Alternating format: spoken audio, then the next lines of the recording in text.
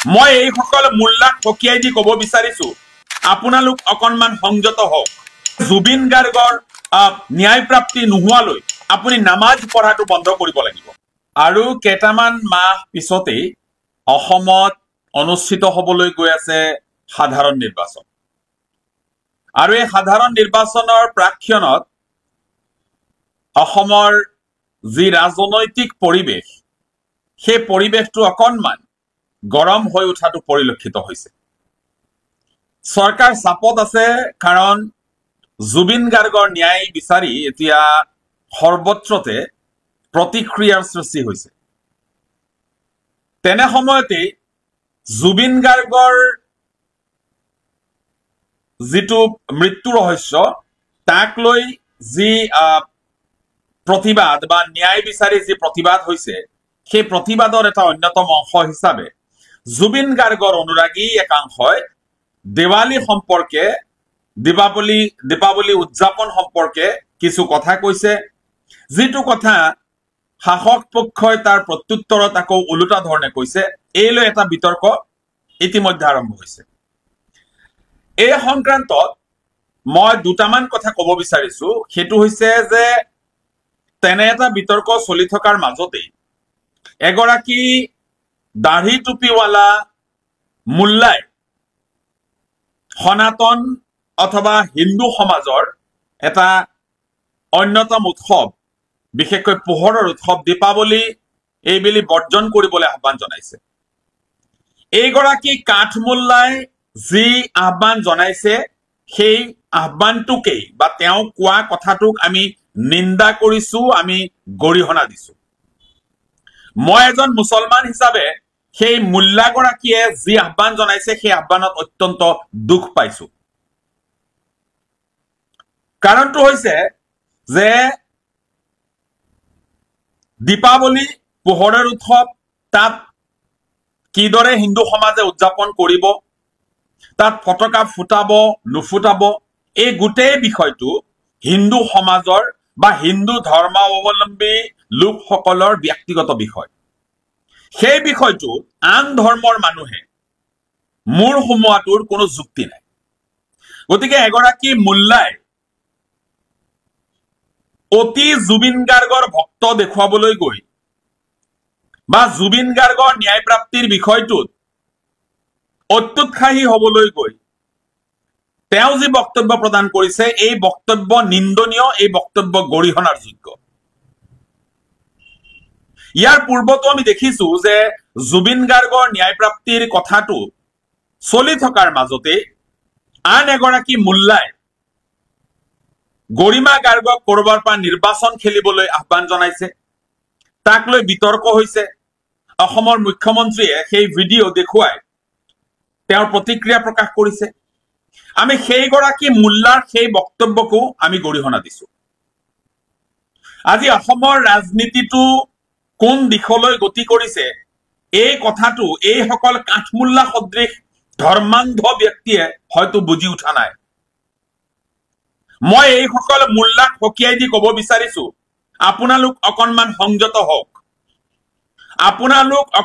সংযত হওক আপোনালোকৰ এনে সংযমহীন আচৰণ এনে সংযমহীন বক্তব্য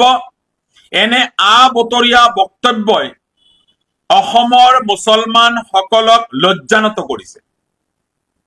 মই এজন মুছলমান হিচাপে এটা কথা উপলব্ধি কৰো যে সমাজখনত হিন্দু মুছলমানৰ মাজত একতা সৃষ্টিৰ বাবে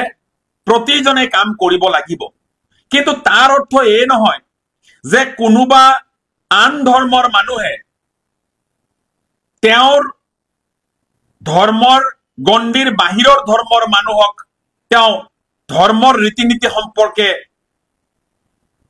জ্ঞান দিব এই কথাটো মানি ল'ব নোৱাৰি আজি যদি কোনোবা হিন্দু ধৰ্মৰ মানুহে সেই মোল্লাজনক কয় যে জুবিন গাৰ্গৰ ন্যায় প্ৰাপ্তি নোহোৱালৈ আপুনি নামাজ পঢ়াটো বন্ধ কৰিব লাগিব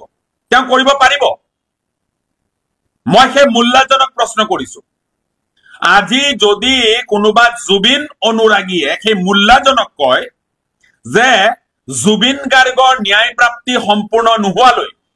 আপুনি নামাজ পঢ়াটো বন্ধ কৰক মই সেই মোল্লাজনক সুধিছো তেওঁ নামাজ পঢ়া বন্ধ কৰিবনে? নকৰে নিশ্চয়। গতিকে এই অতি জ্ঞানী দেখুৱাবলৈ গৈ আন ধৰ্মৰ মানুহে দীপাৱলী পালন কৰিব নকৰিব সেই কথাটোত মূৰ ঘমোৱাৰ প্ৰয়োজন এই মোল্লাজনৰ কি মই বুজি পোৱা নাই। এইসকল অল্প শিক্ষিত মোল্লাৰ বাবেই আজি অসমৰ মুছলমান সমাজ কৰবাত নহয় কৰবাত লজ্জানত হৈ আহিছে, অপমানিত হৈ আহিছে। আজি অসমৰ ৰাজনৈতিক পৰিৱেশটো, অসমৰ ৰাজনৈতিক যিটো ধাৰা কোন দিশলৈ গতি কৰিছে এই কথাটো এইসকলে মোল্লাই বুজি উঠা নাই, যাৰ বাবে প্ৰতিটো কথাতে কৰ্তৃত্ব জাহিৰ কৰিবলৈ এওঁলোক ওলাই আহে। আজি এই মোল্লাসকলক কৈছো তেওঁলোকৰ দায়িত্বৰ ভিতৰৰ কথা এইটো নহয় যে হিন্দু সমাজে দীপাৱলী পালন কৰিব নে নকৰে, এইটো মোল্লাৰ কথা কোৱাৰ অধিকাৰ ইয়াত নাই। আৰু মোল্লাসকলে এনেদৰে চিঞৰ বাখৰ কৰি এই যিটো পৰিৱেশ অসমত ৰচনা কৰিব বিচাৰিছে, আমাৰতো সন্দেহ হৈছে এই মোল্লাসকলে কাৰোবাৰ প্ৰৰোচনাত এই ধৰণৰ বক্তব্যবিলাক তেওঁলোকে ৰাখিছে। এগৰাকীয়ে তেনেধৰণৰ বক্তব্য ৰাখিবলৈ গৈ শেষত তেওঁ ক্ষমা বিচাৰিল। ইয়াৰ আগতো আমি দেখিছো যে অসম বিধানসভাত থকা এজন মোল্লা এমএলএ আহোম সম্প্ৰদায়ক কিবা অপমান কৰিবলৈ গৈ পিছত তেওঁ ক্ষমা খুজিবলগীয়া হল ৰাজ্যবাসীৰ ওচৰত। মই এইসকল মূৰ মগজু নোহোৱা এইসকল মোল্লাক কৈছো যে বক্তব্য যদি আপোনালোকে ৰাখিবই নাজানে, যি বক্তব্য ৰাখি আপোনালোকে পিছ মুহূৰ্ততে অসমবাসীৰ ওচৰত বা ৰাইজৰ ওচৰত হাতজোৰ কৰি ক্ষমা বিচাৰিব লাগে, তেনে বক্তব্য আপোনালোকে কিয় ৰাখে? আজি এই ধৰণৰ কথাবোৰ কোৱাৰ বাবে হয়তো মোল্লাসকলৰ ৰোষত মই পৰিম, কোনোবা মোল্লাই মোক সমালোচনা কৰিব, কিন্তু স্পষ্ট কথা, মই এজন ধৰ্ম নিৰপেক্ষ মানুহ, মই ব্যক্তিগতভাৱে ইছলাম সম্প্ৰদায়ক প্ৰতিনিধিত্ব কৰো, মই এজন মুছলমান আৰু ইছলামৰ ৰীতি নীতি ধৰ্মীয় আচাৰ ব্যৱহাৰসমূহ মই পালন কৰো, এইটো মোৰ ব্যক্তিগত কথা। এই কথাটো কোনোবাই মোক জ্ঞান দিবলৈ আহিব নালাগে, সেইটো মই বুজি পাওঁ। আৰু মই ব্যক্তিগতভাৱে আন ধৰ্মৰ মানুহে কি কৰিব, কেনেদৰে পালন কৰিব নে নাই তেওঁলোকৰ উৎসৱসমূহ, এইটো কোৱাৰ অধিকাৰটো মোৰ নাই আৰু মই তেনে কাম নকৰো। কিন্তু অসমৰ ৰাজনৈতিক পৰিৱেশটোত অসমৰ ৰাজনীতি জ্ঞান দিবলৈ, হিন্দু ধৰ্মৰ মানুহে কি কৰিব নকৰিব সেইবোৰ কবলৈ মোল্লাসকল কোন? আজি মই অনুৰোধ কৰিছো এইসকল কাঠ মোল্লাক, অল্প শিক্ষিত এইসকল মোল্লাক, যিসকল অল্প শিক্ষিত একাংশ মোল্লা আছে, সেইসকল মোল্লাক মই হকিয়াই দি কৈছো যে মুছলমান সমাজৰ হিতৰ স্বাৰ্থত অন্তত 2026 নিৰ্বাচনৰ প্ৰাক্ষণলৈ আপোনালোকৰ মুখবোৰ বন্ধ কৰি ৰাখক। আবুল তাবুল বক্তব্য দি, জ্ঞান শূন্য বক্তব্য দি আপোনালোকে অসমৰ ৰাজনৈতিক পৰিৱেশটো বিনষ্ট নকৰিব, কলুষিত নকৰিব। আপোনালোকৰ বক্তব্যই কৰবাত নহয় কৰবাত কোনোবা বিশেষ ৰাজনৈতিক দলক এটা সুবিধা প্ৰদান কৰে ধৰ্মীয় মেৰুকৰণ কৰিবলৈ।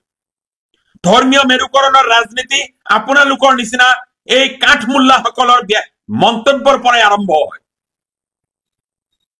গতিকে আপোনালোকৰ তেনে অধিকাৰ মুছলমান সমাজে আপোনালোকক দিয়া নাই যে আপোনালোকে যি মন যায় তাকে আপোনালোকে মুখেৰে কব। এই বিশেষ কাঠমোল্লা যিসকলে এনেদৰে অত্যুৎসাহী হৈ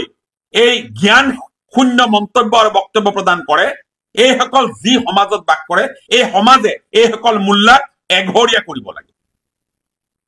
এওঁলোকৰ বাবেই আজি গোটেই অসমখনৰ পৰিৱেশটো বিনষ্ট হবলৈ ধৰে।